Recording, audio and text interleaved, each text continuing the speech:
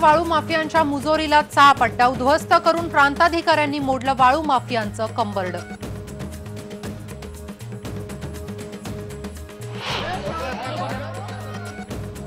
डहाणूची सागरी सुरक्षा धोक्यातच पर्ससीन जाळ्यानं विनापरवानगी मच्छीमारी करणारी एक बोट पकडली, पण गस्तीचा उपयोग नाहीच मच्छीमारांचा आरोप। रत्नागिरीतल्या खेडमध्ये डोंगर कापताना पुरातन ठेव्याला पोहोचतोय धोका। जेसीबीच्या मदतीनं काम करताना पांडव लेण्यांनाही बसतोय धक्का। मराठवाड्यात पाणी टंचाई बेततेय लोकांच्या जीवावर। पोत्रा प्राथमिक आरोग्य केंद्रात पाण्याविना शस्त्रक्रियाच बंद। शेतकऱ्यांना आत्महत्या करू नका, वारकरी साहित्य परिषदेचं कळकळीचं आवाहन। उस्मानाबादमध्ये पोहोचली वारकरी दिंडी। आई वडिलांच्या अपघाती मृत्यूनंतर बुलडाण्यातल्या पिंपरी गवळीच्या ग्रामपंचायतीनं 2 अनाथ मुलींना घेतलं दत्तक। स्त्री भ्रूण हत्येसाठी ओळखल्या जाणाऱ्या बुलडाण्यातला नवा आदर्श। नमस्कार, मी सुप्रिया नरखेडकर। गावाकडच्या बातम्यांमध्ये आपलं स्वागत। सुरुवातीलाच एक महत्त्वाची बातमी, ती म्हणजे वाळू माफियांसंदर्भातली। इंदापूरमध्ये वाळू तस्करी राजरोसपणे सुरू आहे आणि आता त्याच्यावर धडक कारवाई करण्यात आली आहे। वाळू माफियांची मुजोरी सध्या वाढते अशा बातम्या आपण नेहमीच पाहतोय, पण या वाळू माफियांना आता चाप बसवण्यासाठी इंदापूरमध्ये खूप मोठी कारवाई करण्यात आली आहे। उजनीतल्या वाळू माफियांचं महसूल विभागानं चांगलंच कंबरड मोडलंय, कारण या वाळू माफियांच्या बोटी जिलेटिननं उद्ध्वस्त करण्यात आल्यात। इंदापूर तालुक्यामध्ये भिगवण आणि करमाळामध्ये मोठ्या प्रमाणात अवैधरित्या वाळू उपसा करण्यात येत होता। या ठिकाणी बारामती प्रांताधिकाऱ्यांनी छापा टाकून वाळू माफियांचा अड्डाच उद्ध्वस्त केलाय। तसंच 10 बोटी जप्तही करण्यात आलेल्या आहेत। करमाळा परिसरामध्ये फ्लेमिंगोंसह हजारो परदेशी पाहुणे इथे येत असतात। या अवैध रीतीनं चालणाऱ्या वाळू उपसामुळे पक्ष्यांचं अस्तित्वच धोक्यात आलेलं होतं, अशी तक्रार पक्षीप्रेमींनी केलेली होती। त्यानंतर ही कारवाई करण्यात आली आहे आणि पुढचे 3 ते 4 दिवस ही कारवाई अशी सुरू राहणार आहे। महसूल प्रशासनाशी अर्थपूर्ण संबंध असल्यानं इतके दिवस कारवाई होत नसल्याची चर्चा इथे होत होती।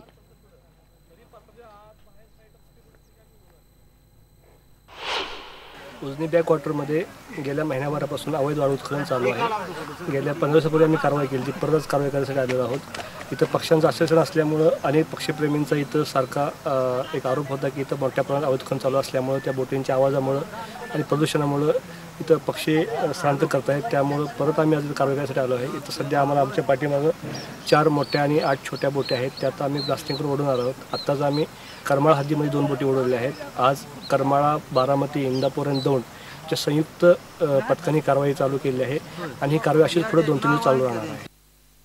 याविषयी आपण अधिक माहिती जाणून घेणार आहोत। आपले प्रतिनिधी आहेत आता आपल्या सोबत मधुकर गलांडे। मधुकर, काय सांगशील, काय माहिती आहे? कारण आतापर्यंतची ही सगळ्यात मोठी कारवाई मानली जाते।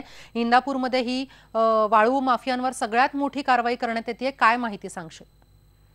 हो, बरोबर आहे। अगदी पुणे जिल्ह्यातील इंदापूर तालुक्यातील पळसदेव, डाळज आणि उजनीच्या जलाशयात फार मोठा वाळूचा उपसा, बेकायदेशीर उपसा चालू होता। या वाळू माफियांची बोटी बारामती महसूल विभागाने जिलेटिनच्या सहाय्याने उडवून दिलेल्या आहेत आणि या झालेल्या कारवाईमुळे फार मोठा दणका या वाळू माफियांना बसलेला आहे। सर्वात मोठी कारवाई ही समजली जाते। गेल्या अनेक दिवसापासून उजनी जलाशयात आणि बिगोन परिसरात वाळू माफियांची मोठी दहशत होती। या दहशतीमध्ये वाळू माफियांनी वाळूचा बेकायदेशीरपणे वाहतूक करत होते। याच महसूल विभागातील काही अधिकाऱ्यांची मुलं आणि वाळू माफियांची चांगली मिली बघत होते, त्यामुळे ही अशी कारवाई होत नव्हती। परंतु आता काल आणि आज या 2 दिवसात या महसूल विभागाच्या कारवाईने यात वाळूवाल्यांच्या 40 बोटी जिलेटिनच्या सहाय्याने उडवून दिल्या आहेत। याच उजनीमधून शेकडो ट्रक चोरट्या मार्गाने वाळू काढले जायचे, त्यामुळे शासनाचे लाखो रुपयांचं महसूल बुडत होता। परंतु आता सर्वात महत्वाचं म्हणजे याच उजनीच्या जलाशयात परदेशी पक्षी येतात, ते पक्षी येण्याचं प्रमाण कमी झालं आहे आणि आता ह्या पक्षी प्रमाण कमी झाल्यामुळे पक्षीप्रेमी एकंदरीत या झालेल्या 2 दिवसाच्या फार मोठ्या कारवाईमुळे पक्षीप्रेमींनी सुद्धा समाधान व्यक्त केलेलं आहे। नक्कीच मधुकर, तुम्ही दिलेल्या सर्व माहितीविषयी धन्यवाद।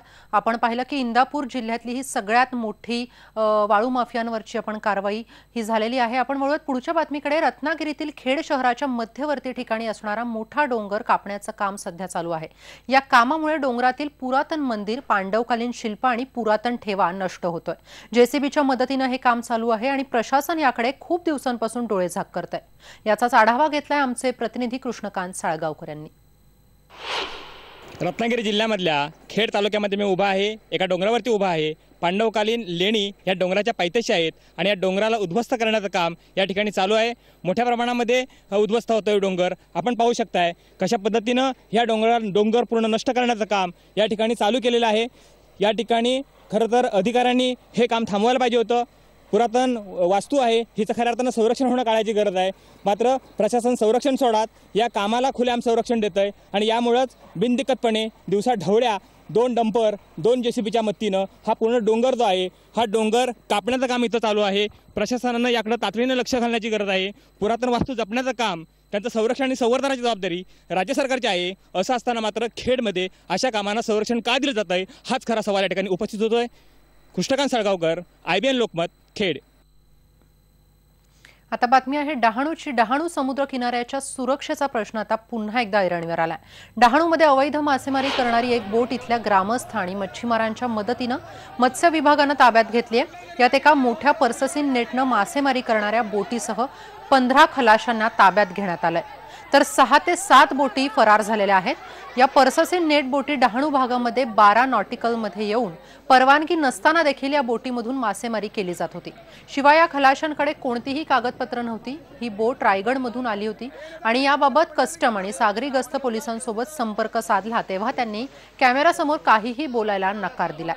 सागरी किनाऱ्यावर येणाऱ्या जाणाऱ्या नौकांवर लक्ष ठेवण्यासाठी गस्त पोलीस आहेतच, त्यांना 2 गस्त नौकाही देण्यात आल्या, पण त्यांचा काहीही उपयोग होत नाही असा आरोप केला जातोय। आम्हाला त्यामध्ये एक नौका ही जी सदानंद माऊली करून जी नौका आहे ती आम्हाला भेटली। त्याचे पेपर वगैरे आम्ही तपासले असता ती पूर्ण बेकायदेशीर मासेमारीची नौका होती। असे जर बेकायदेशीर मासेमारी नौका जर या भारतात समुद्राचं फिरत राहिले, जो 26/11चा मागे जो हल्ला झाला, असेच वारंवार हल्ले होत राहिले तर कसं काय होणार या देशाचं? जर आमची बोट एखादी बोट या हद्दीच्या बाहेर गेली परवान्याशिवाय तर कस्टमचे किंवा शासनाचे अधिकारी त्यांना पकडले जातात। आज एवढ्या लांबून ही नौका इथे आली आहे, त्यांच्याकडे परवाना नसताना सुद्धा त्यांना परवानगी कशी दिली? आणि तुमचं प्रॉपर गाव कुठलं आहे? रेवस कुठं आलं हे? अलिबागवरून तुम्ही आलात का? आता याला तुम्ही किती बोट होते, किती बोटी पकडल्यात ग्रामस्थांनी? कस्टम अधिकाऱ्यांना वगैरे पैसे वगैरे तुम्ही देता का? हा, इथं तुम्हाला मच्छी पकडायला कोणी सांगितलं आतमध्ये येऊन? कोणी सांगितलं होतं? बाहेर होतो। कोणाच्या परवानगी आहे का? पण तुम्हाला परवानगी आहे का? परवानगी आहे का? परवानगी आहे का तुमच्याजवळ? पर्सनेट मासेमारी करण्याची परवानगी आहे का तुमच्याजवळ, जी तुम्ही मासेमारी? तुमच्याकडे पास वगैरे काय नाही असं कळतं, खरं आहे का? पास नाहीत ना? काहीच नाही तुमच्याकडे? परवाना वगैरे काय नाही? मराठवाड्यातील उस्मानाबादेत शेतकरी आत्महत्या रोखण्यासाठी वारकरी साहित्य परिषदेच्या वतीनं ज्ञानोबा तुकोबा आधार दिंडी काढण्यात येते। आज ही दिंडी उस्मानाबाद शहरामध्ये आली। वारकरी साहित्य परिषदेच्या वतीनं मराठवाड्यातल्या गावागावांमध्ये आधार समिती नेमून संप्रदायाच्या माध्यमातून शेतकऱ्यांना मानसिक आधार दिला जातोय, त्यांना आत्महत्या करण्यापासून रोखलं जातंय। तर ग्रंथ ज्ञानेश्वरीला 725 वर्ष पूर्ण झाल्याचा औचित्य साधून मराठवाडा आणि अमरावती विभागातील 132 तालुक्यामध्ये ही आधार दिंडी जाणार आहे।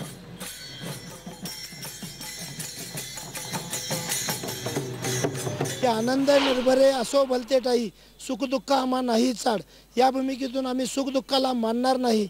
आम्ही वारकरी शेतकरी आहोत आणि शेतकरी वारकरी आहोत, त्यामुळे मराठवाड्याच्या गावोगावी आधार समिती स्थापन करून वारकरी संप्रदाय माणसातला संवाद वाढवणार। सध्या मराठवाड्यामध्ये दुष्काळानं होरपळून चाललेल्या जनतेला, कर्जबाजारीला कंटाळलेल्या लोकांना परावृत्त करून वारकरी साहित्य परिषद, वारकरी हा आता नुसता टाळकुटा राहिला नाही, तर वारकरी संप्रदायाच्या वतीनं सुद्धा प्रबोधन करून जेणेकरून ह्या आत्महत्या रोखल्या पाहिजेत। आणि यानंतर इथे आपण घेतो एक छोटासा ब्रेक। तुम्ही पहा फक्त IBN लोकमत।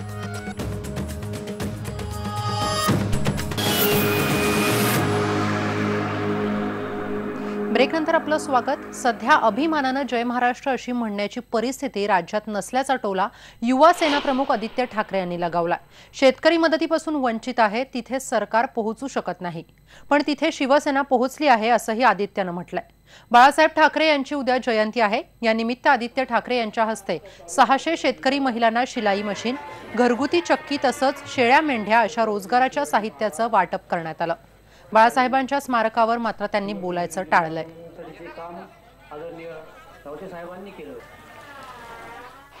जय महाराष्ट्र बोलायला मला अजून थोडा वेळ, कारण तुम्ही महाराष्ट्र सगळीकडे बघितला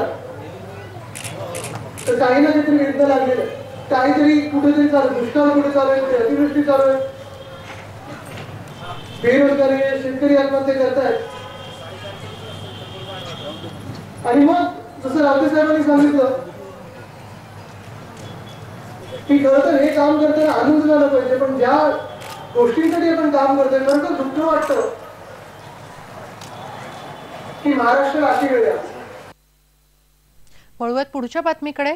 येवल्यामधून शिर्डीला गेलेल्या 2 मित्रांचं अपहरण करून त्यांच्या कुटुंबियांकडून 30 लाखाची खंडणी मागणाऱ्या 11 जणांच्या टोळीला पकडण्यात पोलिसांना यश आलंय।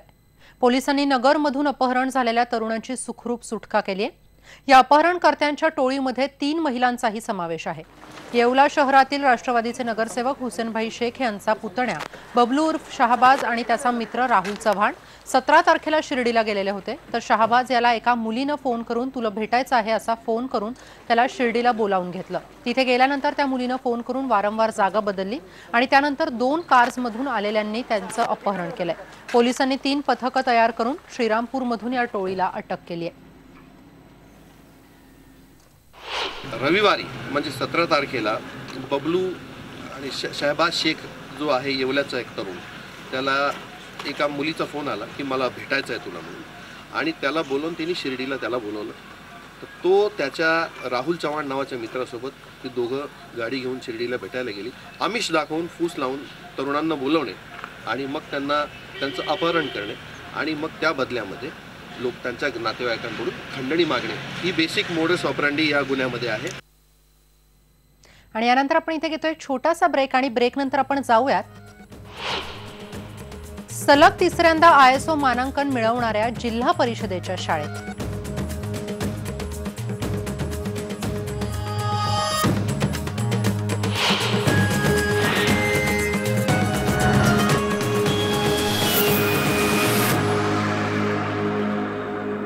ब्रेकनंतर आपलं स्वागत। सांगली जिल्ह्यातल्या बेळंकी इथल्या जिल्हा परिषदेच्या शाळेनं सलग 3ऱ्यांदा ISO मानांकन मिळवलंय।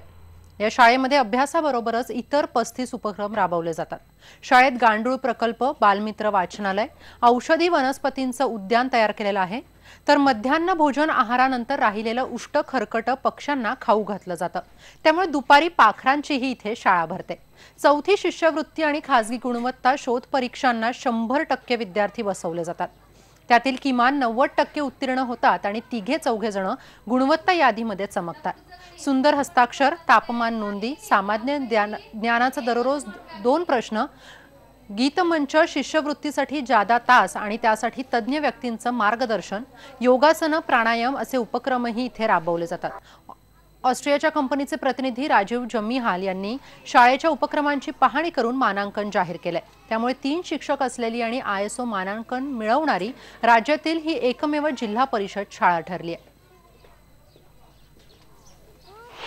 विद्यार्थ्यांसाठी बौद्धिक, शारीरिक, मानसिक व इतर असे 35 ते 40 उपक्रम या विद्यार्थ्यांसाठी आम्ही ह्या ठिकाणी राबवलेले आहेत। यामध्ये शेती शाळा असू द्या, पाखरांची शाळा असू द्या, विद्यार्थी सुंदर हस्ताक्षर प्रकल्प असू द्या, कोण बनेगा करोड ज्ञानपती, त्याचप्रमाणे आरोग्याच्या सोयीसुद्धा आम्ही या ठिकाणी विविध सामाजिक संस्थेकडून आम्ही देत असतोय।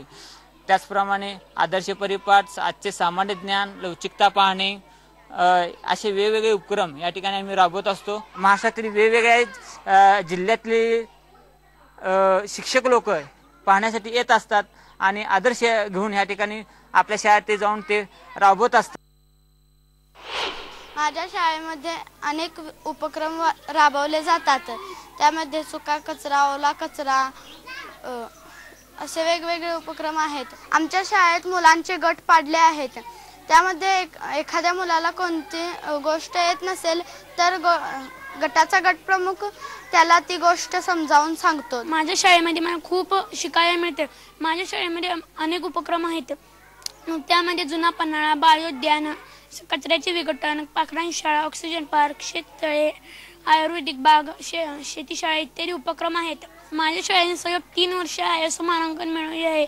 यावेळेच्या ISO मानांकनामध्ये AG नवीन प्रकार होता. त्याबरोबर पिरॅमिड, डान्स नाटके इत्यादी प्रकारही होते. आणि यानंतर या बुलेटिनमध्ये आपण इथेच थांबतोय. मात्र थोड्याच वेळा सुवर्णासोबत पहा सिटी प्राईम.